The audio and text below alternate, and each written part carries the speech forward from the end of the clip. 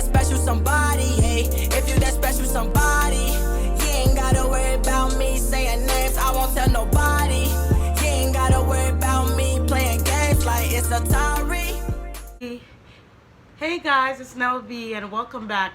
I promise I won't have to chop up my words or do anything like that because I am now verified. Happy dance. I was all prepared to do a dating video and share some of my dating hacks, experiences, and my pet peeves about dating in the disabled world and interable dating. But yesterday was a pretty rough day, and I've just had one of those CP moments where my CP got to me. And it's because I've had a really rough time yesterday. I don't know if you guys saw my last video, but I talked about maneuvering with my daughter and getting around in the community with my power chair and how it's worked for me, and I've never had any mishaps, and her being on my lap has been the way I've done it for the last 3 years. And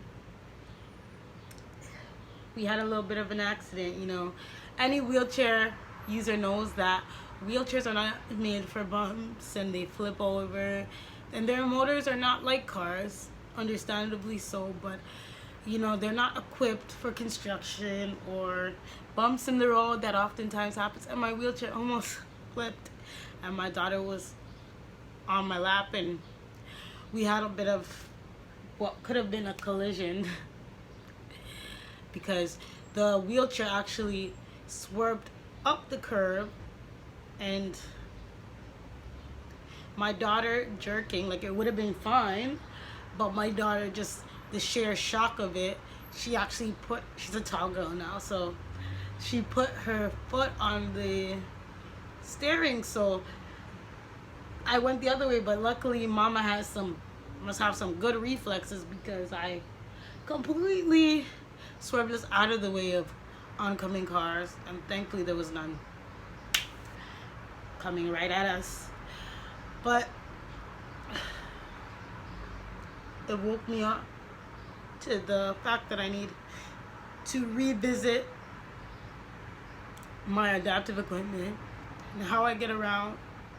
And for me, that's so heartbreaking because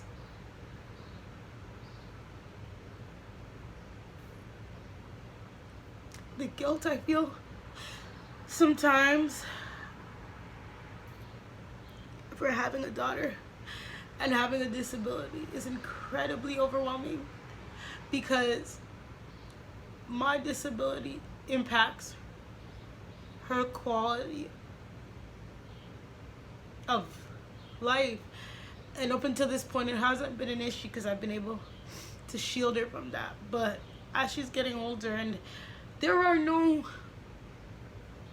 adaptive equipment for parents like me, because the world doesn't expect people like me to be parents, and society hasn't deemed us capable to have the right to be parents, let alone do they expect us to be single parents. God forbid we have an able-bodied partner.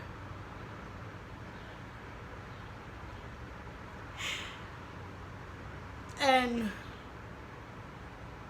my biggest fear that my disability will impact my ability to keep her safe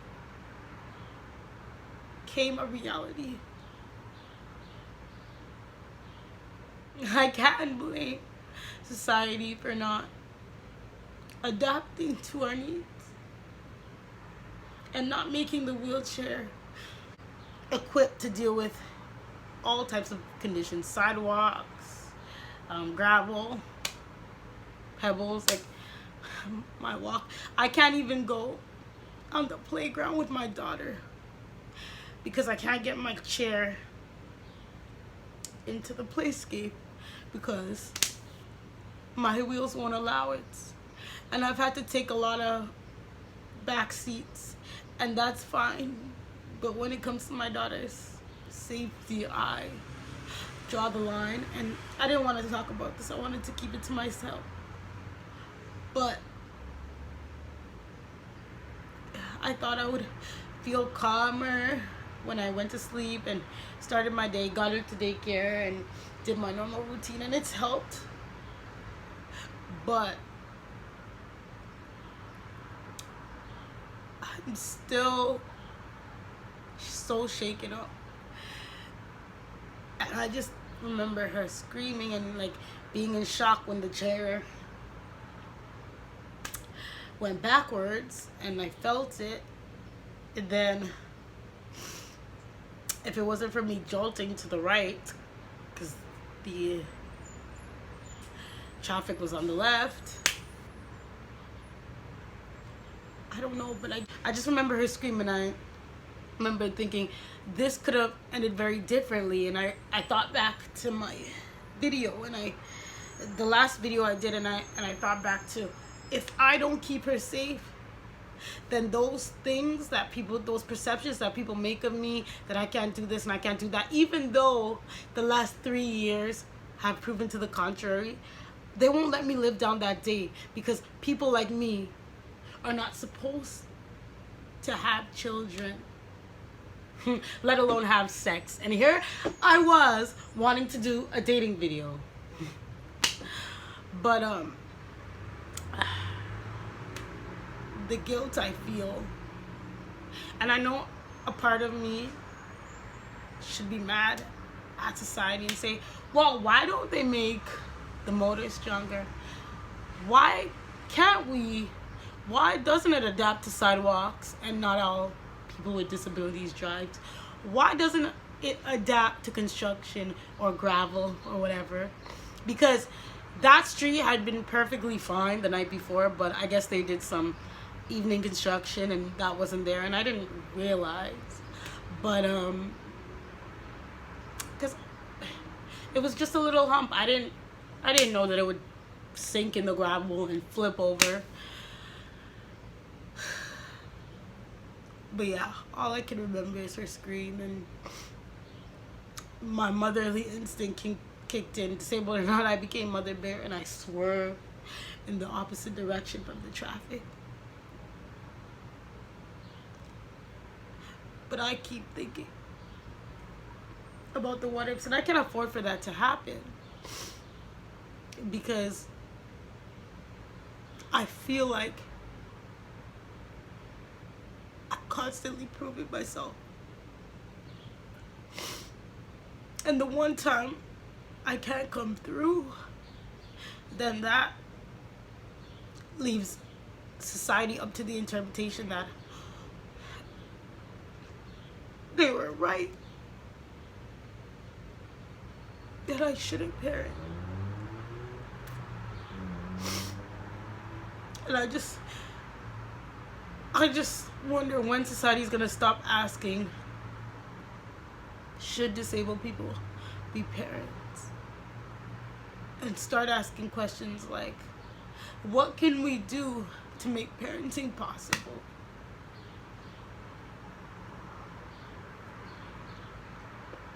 Because it could have went differently. I've never regretted being a disabled person, and I've always been proud of it. But becoming a mother has changed so many things for me. That was the first time I hated my CP, because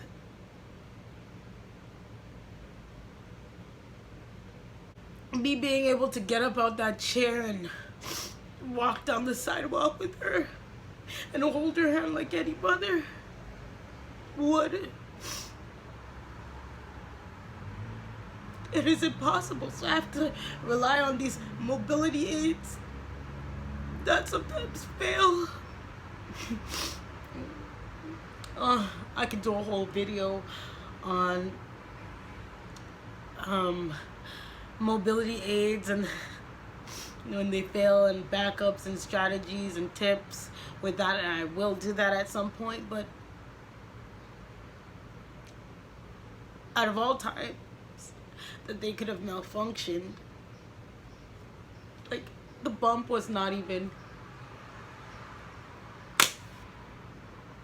it wasn't visible. I know, and they should be made to go up a little bit of a hump, because streets, as much as we try, they're not straight and they're not aligned. We have cracks in the sidewalks.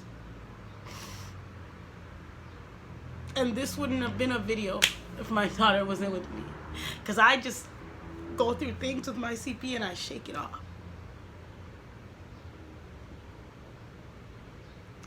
But when it comes to my daughter, I lose it, and I didn't want to keep it to myself, because I feel myself losing it. And that's when I turned to this community, because believe it or not, my Facebook group has been so supportive. There's thousands of women with CP like me, and they go through these things, and it's like, hey, I'm not alone. Sorry, I know I'm like going through crying spouts and then smiling, but when I get nervous, I smile. I can't help it. And this is nerve-wracking, because I feel like it's the most vulnerable I've been, but to me, yesterday felt like a failure as a parent, and I could shake off failure, and but I never wanted to feel like my daughter was missing out on anything because of my limitation. I never wanted to feel like she was lacking in any way because of my limitation, because she doesn't have one, and she's so innocent, and she's probably the one person in the world that doesn't see my disability. She's probably the only person in the world that looks at me and calls me mommy and needs me and asks me to do things for her, and doesn't say, oh, do you need help, and